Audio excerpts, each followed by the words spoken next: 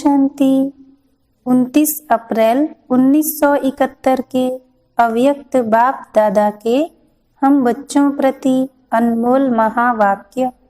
मुरली का सार, बेहद के पेपर में पास होने का साधन। बाबा ने कहा, आज भट्ठी की समाप्ति है, वह भट्ठी के प्रैक्टिकल पेपर का आरंभ है।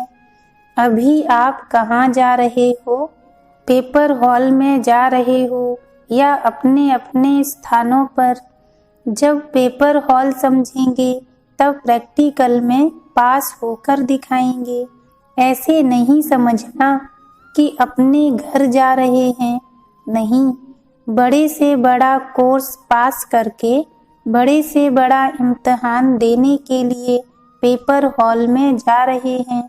सेंटर्स पर जब तक पढ़ाई करते हो तो वह हो गई स्कूल की पढ़ाई, लेकिन जब मधुबन वरदान भूमि में डायरेक्ट बाप दादा व निमित्त बने हुए सभी बड़े महारथियों द्वारा ट्रेनिंग लेते हो व पढ़ाई करते हो, तो मानो कॉलेज व यूनिवर्सिटी का स्टूडेंट हूँ।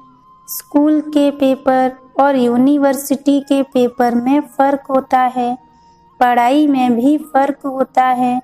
तो इस भट्ठी में ट्रेनिंग लेना अर्थात यूनिवर्सिटी का स्टूडेंट बनना है, तो अभी यूनिवर्सिटी की पढ़ाई का पेपर देने के लिए जा रहे हैं। यूनिवर्सिटी के पेपर के बाद ही स्टेटस की प्राप्ति होती है।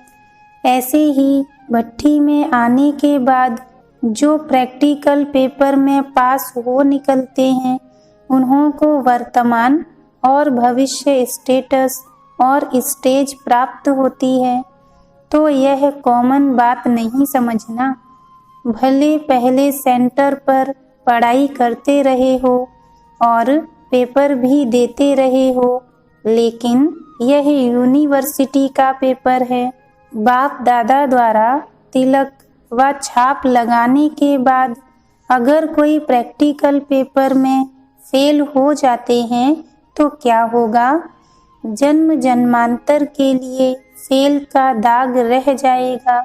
इसलिए अगर कोई भी फेल होने का संस्कार व अपनी चलन महसूस हो तो आज के दिन में वह रहा हुआ दाग व कमजोरी की चलन व संस्कार मिटाकर जाना, जिससे कि पेपर हॉल में जाए पेपर में फेल न होने पाए।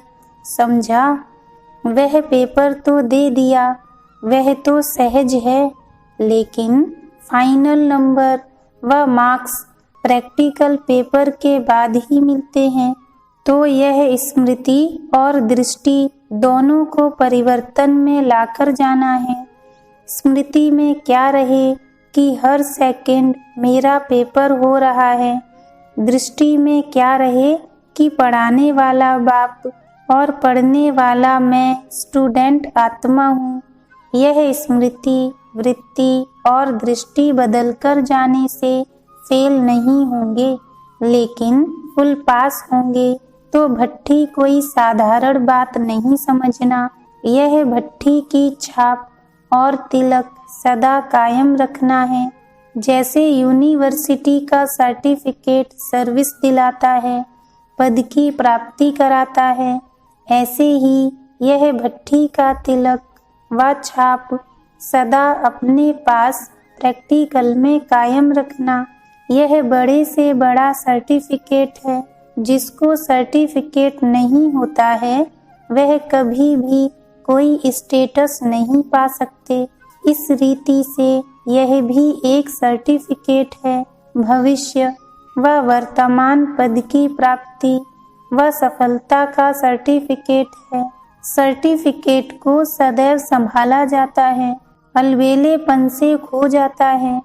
कभी भी माया के अधीन यानी वश होकर पुरुषार्थ में अलबेलापन नहीं लाना, नहीं तो आप समझेंगे हमको सर्टिफिकेट है, लेकिन माया व रावण सर्टिफिकेट चुरा लेती है। जैसे आजकल के डाकू व पॉकेट काटने वाले ऐसा युक्ति से काम करते हैं जो बाहर से कुछ भी पता नहीं पड़ता, अंदर खाली हो जाता है। इसी प्रकार अगर पुरुषार्थ में अलबेलापन लाया तो रावण अंदर ही अंदर सर्टिफिकेट चुरा लेगा और आप स्टेटस पा नहीं सकेंगे। इसलिए अटेंशन, समझा? बाबा ने कहा यह ग्रुप सर्विसेबल तो है, अभी क्या बनना है? जैसे सर्विसेबल हो वैसे ही अभी सर्विस में एक तो त्रिकालदर्शीपन का सेंस भरना है और दूसरा रूहानियत का एसेंस भरना है। तब तीनों बातें मिल जाएंगी, सर्विस, सेंस और एसेंस। एसेंस सूक्ष्म होता है ना, तो यह रूहानियत का एसेंस और त्रिकालदर्शीपन का सेंस भरने से सर्विसेबल के साथ सक्सेसफुल हो जाएंगे। तो सेंस और एसेंस कहाँ तक हर एक ने अपने अंदर भरा है, यह चेक करना है। अभी समय है।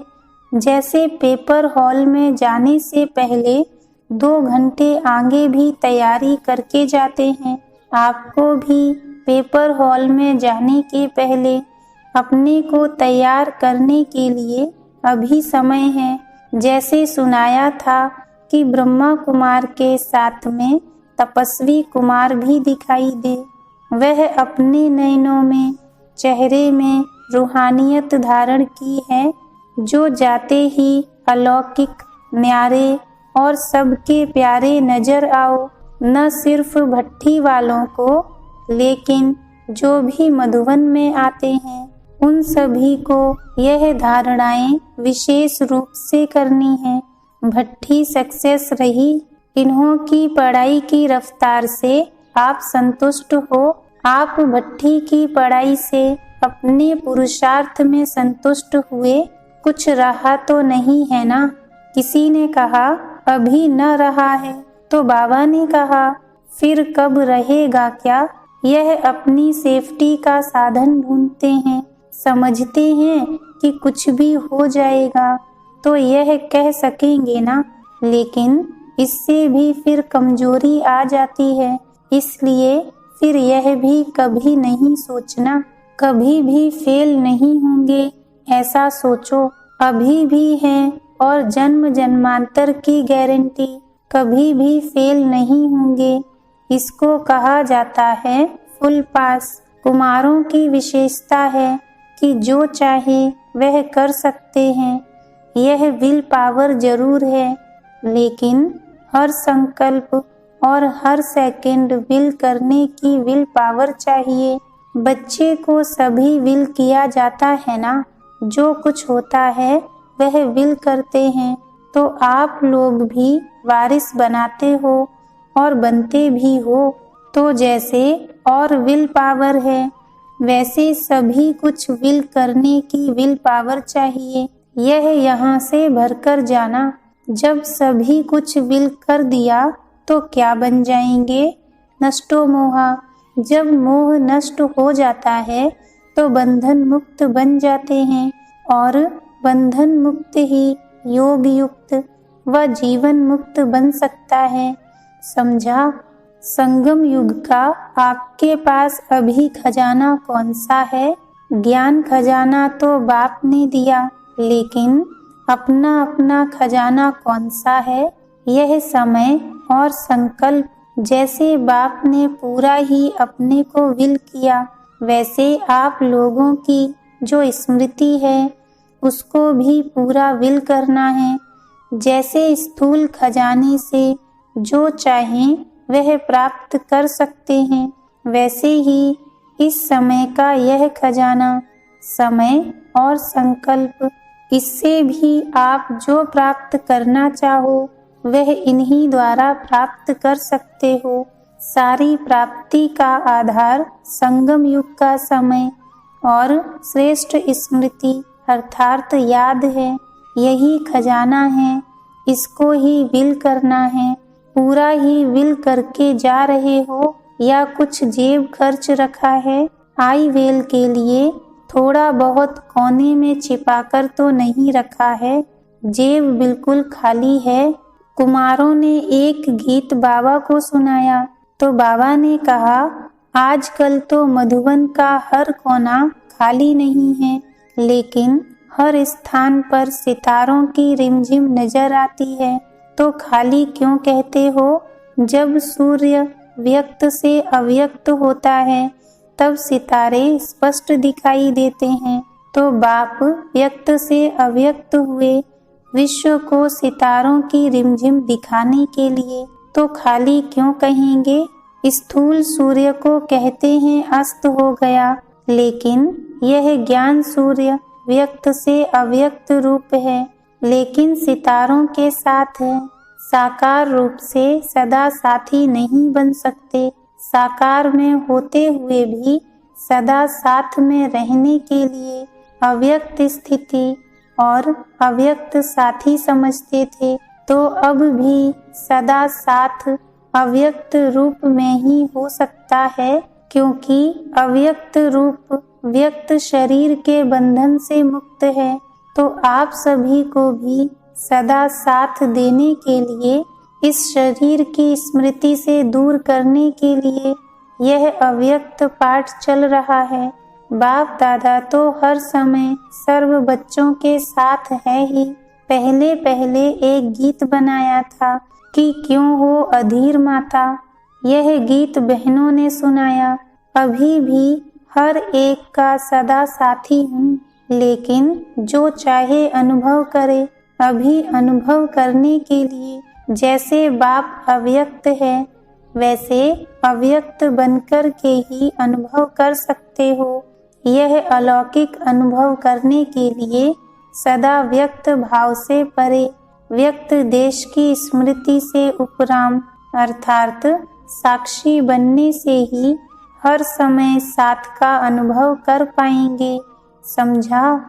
अच्छा, ओम शांति।